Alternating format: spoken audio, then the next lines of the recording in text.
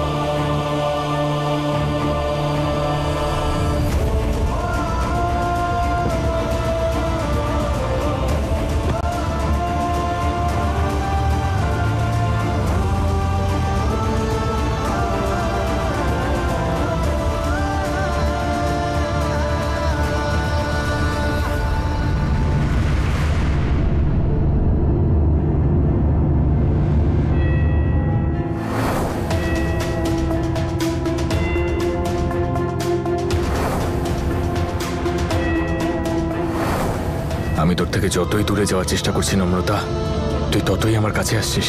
সকাল বিকেল দিন রাত শুধু আমি ওর ব্যাপারে কেন ভেবে চলেছি। আমার মনটা তো অস্থির কেন? আমাকে আরো একবার গিয়ে দেখতেই হবে যে ওটা নম্রতাই ছিল নাকি অন্য কেউ। নম্রতা, নম্রতা, নম্রতা!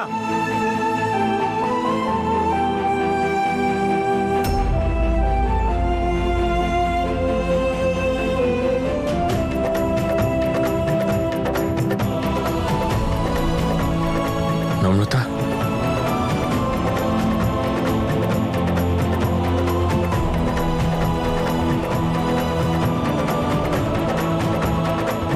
নম্রতা,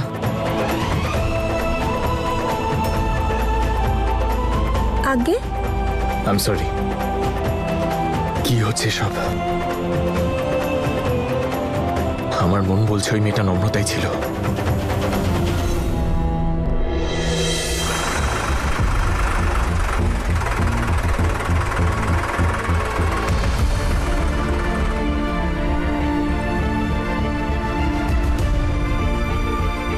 থ্যাঙ্কস।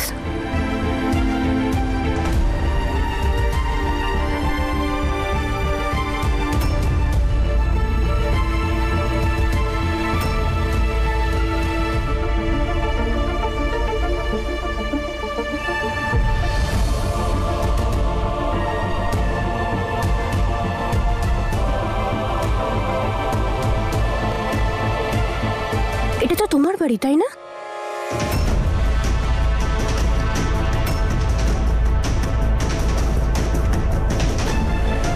কি করছো তুমি? ছাড়ো।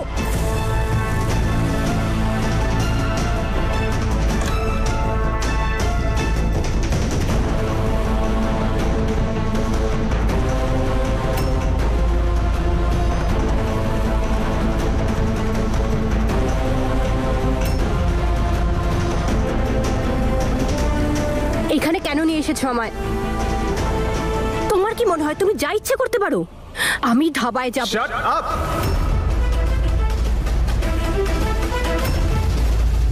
Just shut up. কে ছিল?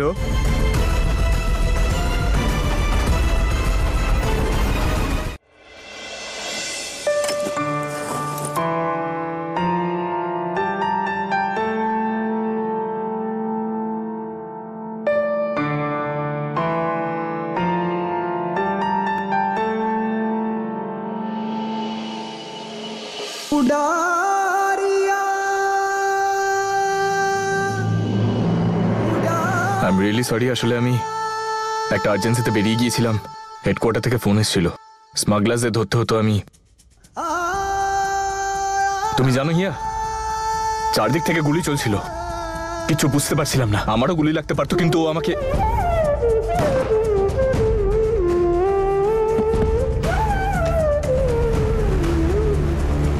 নম্রতা আমাকে বাঁচিয়ে নিল। আমি ওর মুখটা দেখতে পাইনি, কিন্তু অনুভব করেছি। আমি কিছু দেখতে পাচ্ছিলাম না, কারণ কেউ আমার চোখের মধ্যে লঙ্কা গুঁড়ো ছিটিয়ে দিয়েছিল। কিন্তু আমি জানতাম যে ও নম্রতাই। ও আমার সামনে ছিল। আমি ওকে জিজ্ঞেস করতে চাইছিলাম যে ও আমার সাথে এটা কেন করলো। ও আমার চোখে জল ঢাললো আর আমি কিছু দেখতে পাওয়ার আগেই ও ওখান থেকে চলে গেল।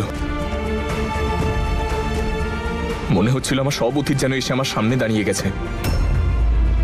আমি একেবারেই চাই না যে ও আমার সামনে আসুক, কিন্তু তাও কেন আমার সামনে আসে? আমিও স্মৃতি থেকে দূরে পালাতে চাই হিয়া। আমি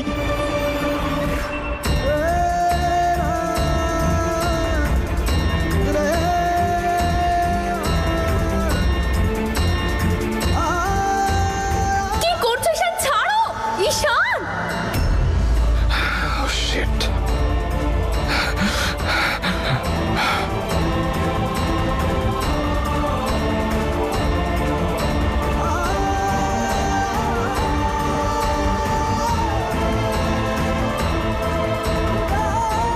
ঈশান, আমি তোমাকে আগেও বলেছিলাম আমি তোমার রাগ সারা জীবন সহ্য করতে পারি, কিন্তু আমার অপমান নয়।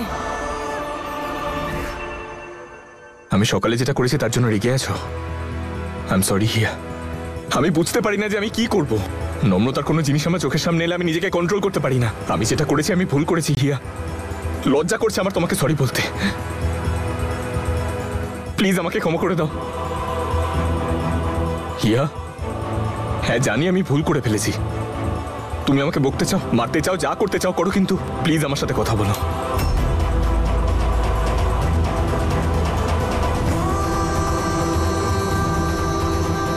মা, হিয়া, কোথায় যাচ্ছ তুমি?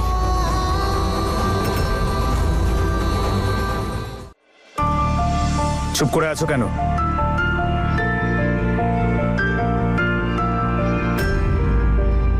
উত্তর দাও, কে ছিল?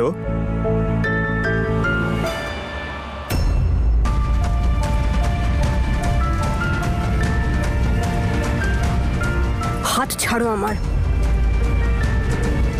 আর আমি বুঝতে পারছি না তুমি কোন ব্যাপারে কথা বলছো। কিন্তু আমি সবকিছু বুঝতে পারছি। তোমার কি মনে হয় তুমি খুব স্মার্ট, খুব বুদ্ধিমতী, আর আমরা সবাই বোকা?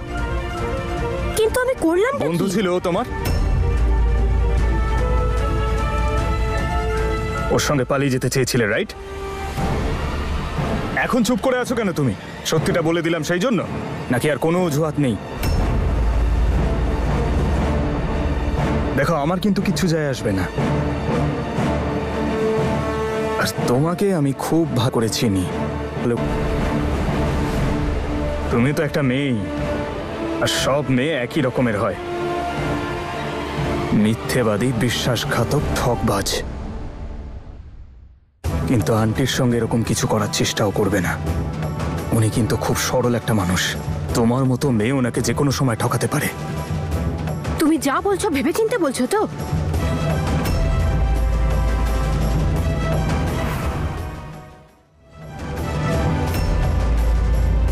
আমি সব কিছু ভেবে চিনতে তারপরেই বলি। তুমি আন্টিকে কেন বলেছিলে মশলা মন্ডিতে তোমাকে পাঠাতে? কেন যেতে চেয়েছিলে ওখানে? তুমি ভালো করে জানতে ও ওখানে আসবে। তুমি জানতে, তাই না, ওখানে স্মাগলিং হয়, এই জন্য যেতে চেয়েছিলে। বলো। আরে তুমি কি করছো? তোমার মাথা ঠিক আছে তো? আজে বাজে বকতে হবে না। আমাকে শুধু এটুকু বলো, এই গ্যাংয়ের সঙ্গে কতদিন আছো? গ্যাং? আমি না তোমার সাথে কথাই বলতে চাই না, ছাড়ো আমাকে। মাথা ঠিক আছে?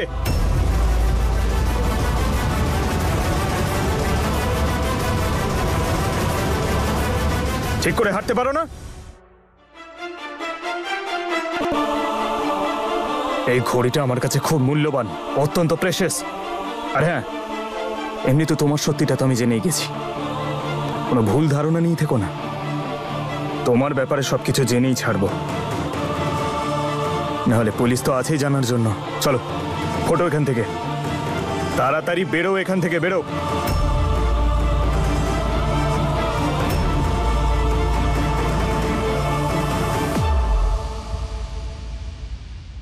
তুমি বাড়ি ছেড়ে চলে যাচ্ছ? কোথায় যাচ্ছ তুমি? আমি তো মানছি আমি ভুল করেছি।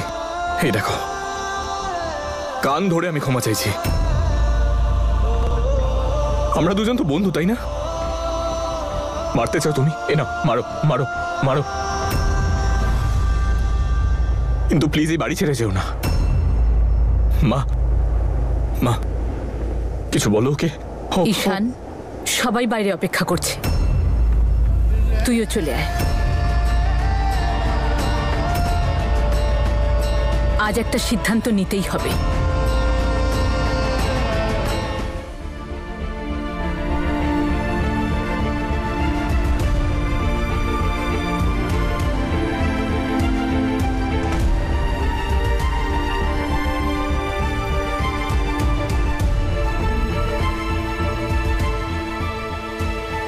আমি ভেবেছিলাম তুমি আমাদের হিয়াকে আনন্দে রাখবে, কিন্তু না, কোনো খেয়ালই রাখো না ওর।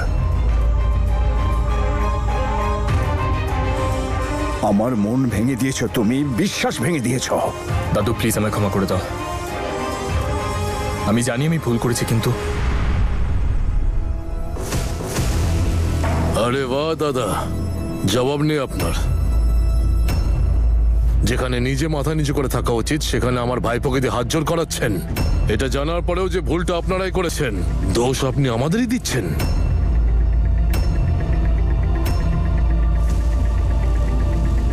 বাবা ঈশান, হাত জোর করার কোনো দরকার নেই। তুই একজন পুলিশ অফিসার, মিশনে গিয়েছিলি, কিন্তু তুই জানিস না যে আজ এই বাড়িতে কি নাটক হয়েছে।